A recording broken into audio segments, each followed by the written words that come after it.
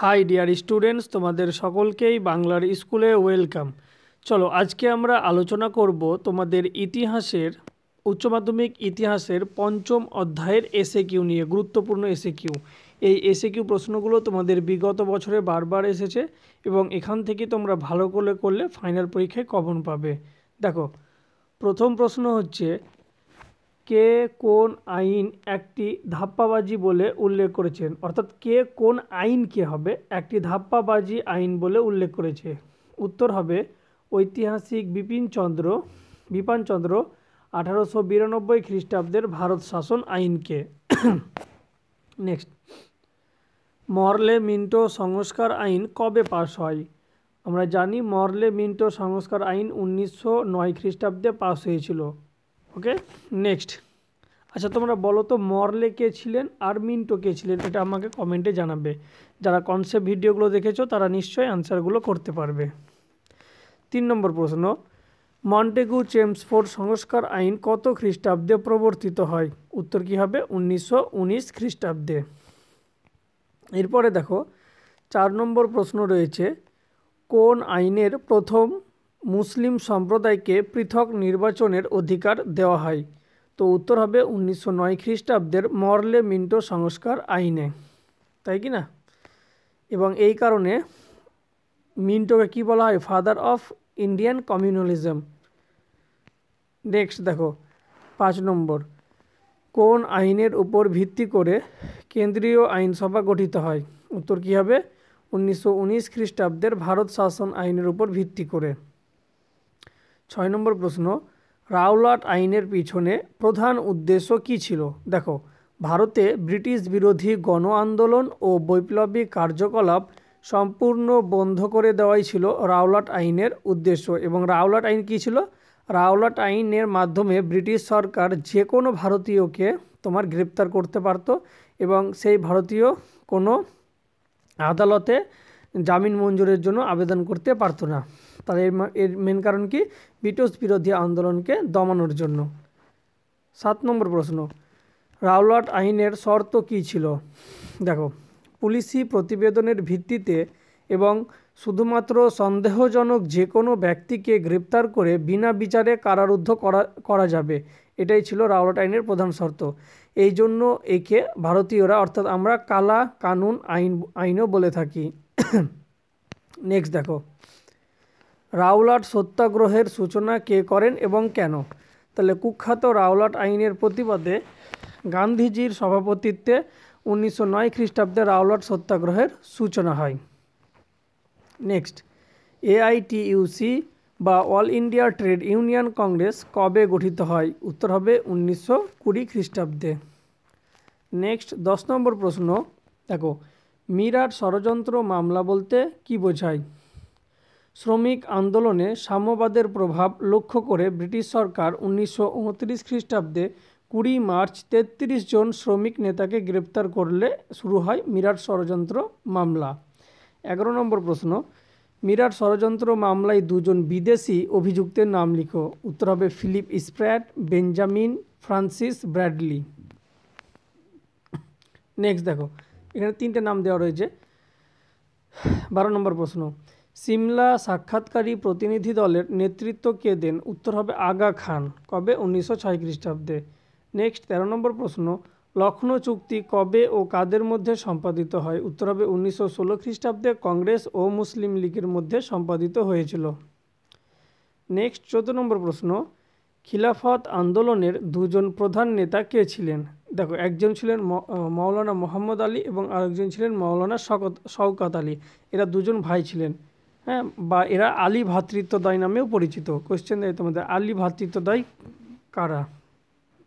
Next দেখো, 15 নম্বর প্রশ্ন। 15 নম্বর প্রশ্ন হচ্ছে, গান্ধীজি কেন অসহযোগ আন্দোলন প্রত্যাহার করেন অথবা চৌরাচৌরির ঘটনা কী ছিল? তো আমরা জানি 1922 খ্রিস্টাব্দে 5ই ফেব্রুয়ারি উত্তরপ্রদেশের গোরখপুর জেলার চৌরাচৌরি নামক স্থানে উত্তেজিত জনতা থানায় আগুন লাগালে 22 জন পুলিশের মৃত্যু হয়, যা চৌরাচৌরি ঘটনা নামে পরিচিত। গান্ধীজি এই কারণে অসহযোগ আন্দোলনকে প্রত্যাহার করে নিয়েছিলেন। তার কারণ কি? গান্ধীজি এই রকম আন্দোলনকে পছন্দ করতো না। নেক্সট দেখো, কবে এবং কেন সাইমন কমিশন গঠিত হয়েছিল?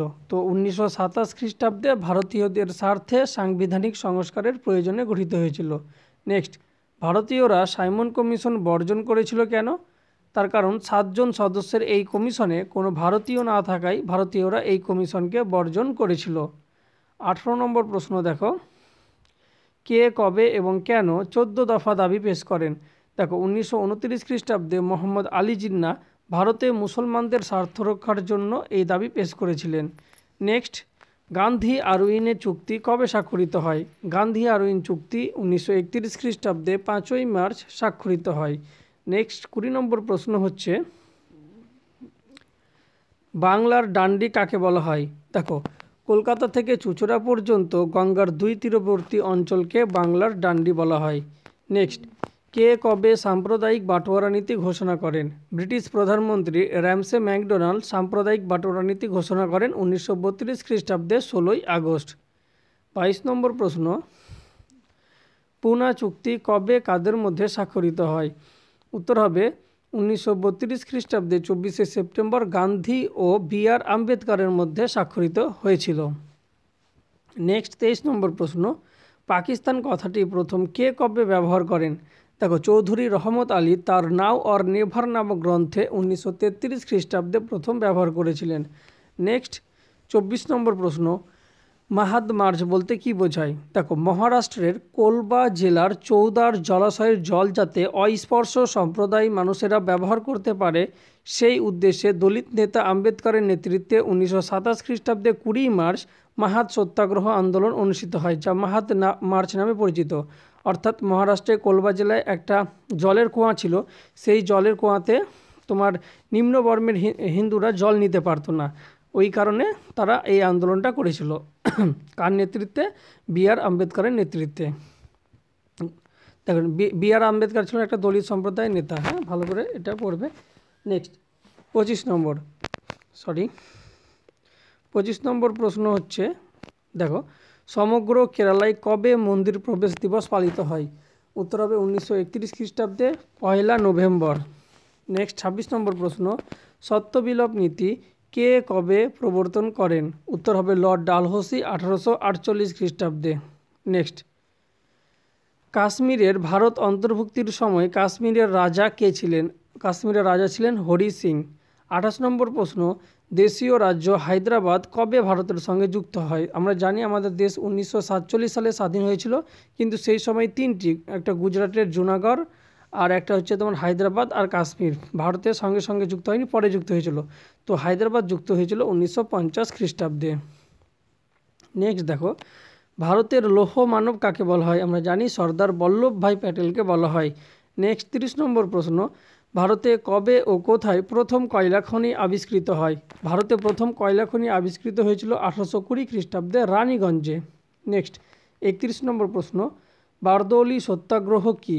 দেখো বারদৌলি সত্যাগ্রহ যদি আমরা দেখি তাহলে হচ্ছে গুজরাটের সুরাট জেলার বারদৌলি নামক তালুকে ইংরেজ সরকার রাজস্বের হার বৃদ্ধি করলে সেখানকার কৃষকরা সর্দার বল্লভভাই প্যাটেলের নেতৃত্বে 1928 খ্রিস্টাব্দে যে খাজনা বন্ধের আন্দোলন সংগঠিত করে তা বারদৌলি সত্যাগ্রহ নামে পরিচিত। নেক্সট দেখো 35 নম্বর প্রশ্ন, বিংশ শতকের বাংলায় কবে মন্বন্তর হয়েছিল? উত্তর হবে 1943 খ্রিস্টাব্দে, এবং যদি বাংলাতে বলে তাহলে হবে 1350 বঙ্গাব্দে। ওকে, তো এই ছিল তোমাদের পঞ্চম অধ্যায়ের মোট 32টি এসএকিউ প্রশ্ন, এবং তোমরা বুঝতে পারছো আসলে 32টি এসএকিউ প্রশ্নের মধ্যে আরও অনেক প্রশ্ন রয়েছে, তাই না? এক একটা প্রশ্নতে 3টে-4টে করে প্রশ্ন তৈরি করা হয়েছে।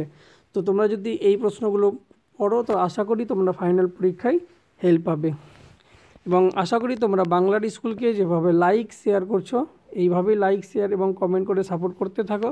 চলো দেখা হবে নেক্সট ক্লাসে। Thank you, Jai Hind.